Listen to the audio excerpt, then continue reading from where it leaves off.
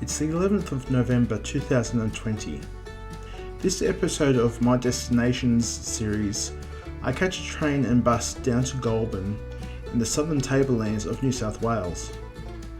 And at the very end of the Southern Highlands line, it is also a stop on the New South Wales Trainlink network, with the Melbourne and Canberra trains stopping at Goulburn.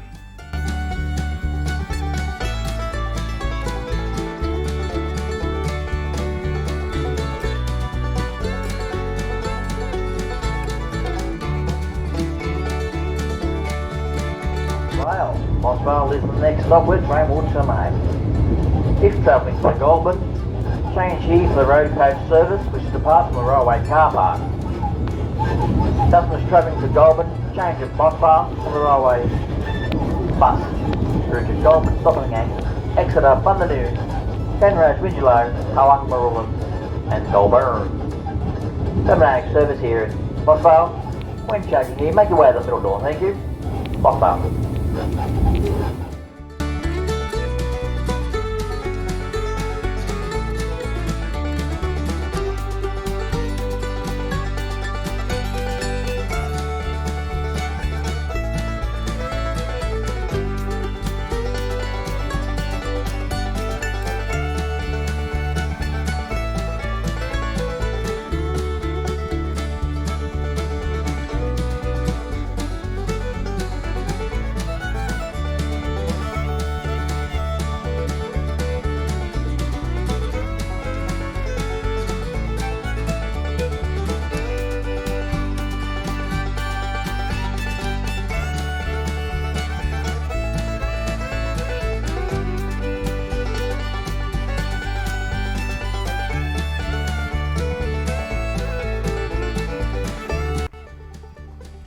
Goulburn has a rich railway history. It was actually in Goulburn where the Sydney Railway Company was born.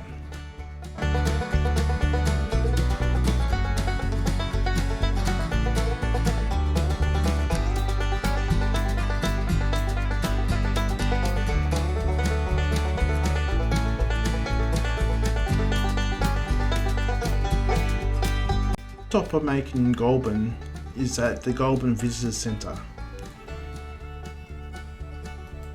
There are pamphlets of several self-guided walking tours which include a City of Roses tour, a Rail Heritage tour, a Heritage tour which includes a Heritage Homes tour, a Miles Franklin's Goulburn tour, even a Watering Holes tour.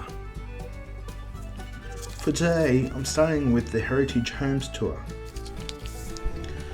The Goulburn police station was originally built as a hospital for convicts and later became a general hospital. It became the police station in the 1870s. This building was built in 1858 as the Rock of Cashel Hotel. R.J. Sidney Craig Undertaker Business was established in 1837. It is the longest existing family undertaker business in Australia. James Sinclair, a builder, contractor and architect, built St Clair between 1843 and 1849. Over the years, this building has been a residential house, a private boarding house, and a museum. It's currently closed for renovations. Duncan Campbell, a Scottish man, opened this pub in 1882. The pub held an annual gathering of Highlanders in kilts from all over New South Wales. Around the bend, Sloane Street turns into Grafton Street. Grafton Street was one of the first streets built in Goulburn. Its wide carriageways allowed horse and carts to turn around. There are various types of old and newer houses along Grafton Street.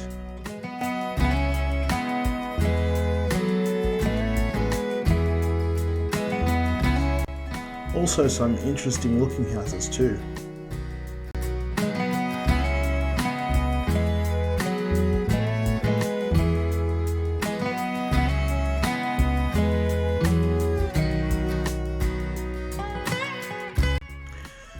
trees along the centre of Grafton Street are South American peppercorn trees.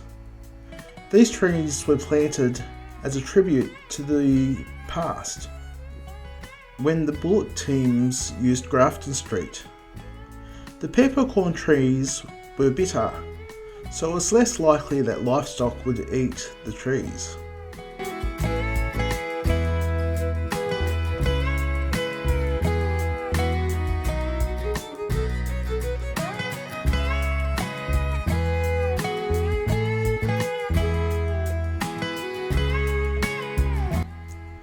This site was once thought to house an inn.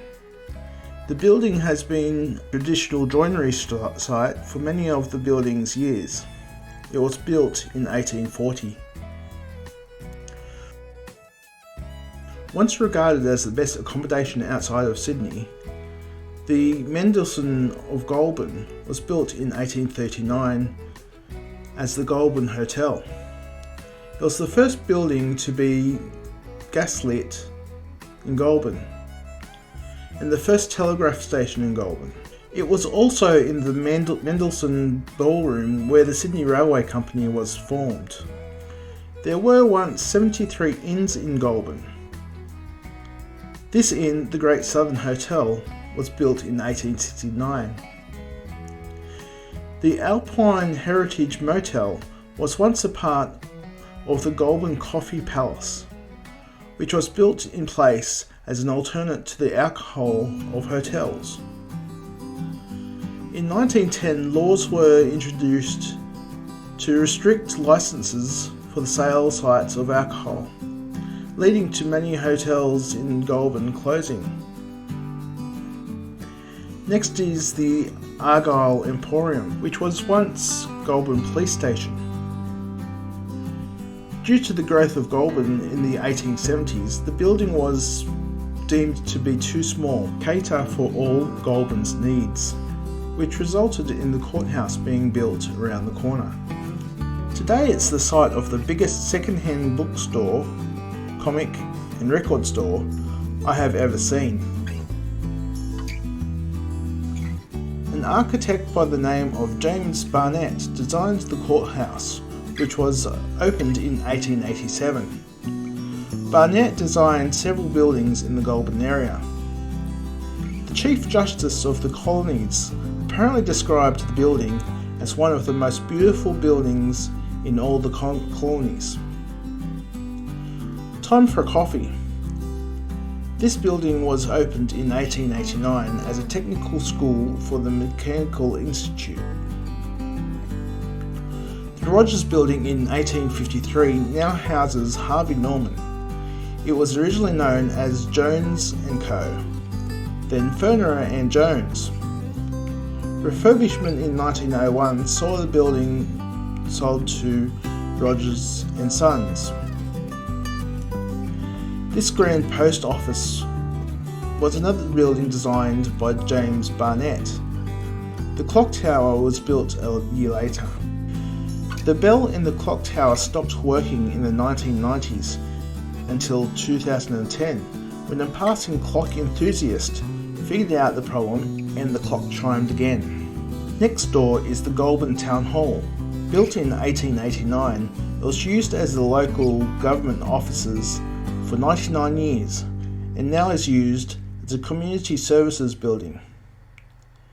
Further down Auburn Street, we get to the Hibernian Hotel, which was licensed in 1850 and has been operating since that time. The Hibernian name came in the 1880s. On the corner we have the Commercial Bank of Sydney building, which was Goulburn's first bank. The Commercial Bank of Sydney arrived in Goulburn in 1837, closed in 1844, reopened in 1854, and then opened this building in 1860.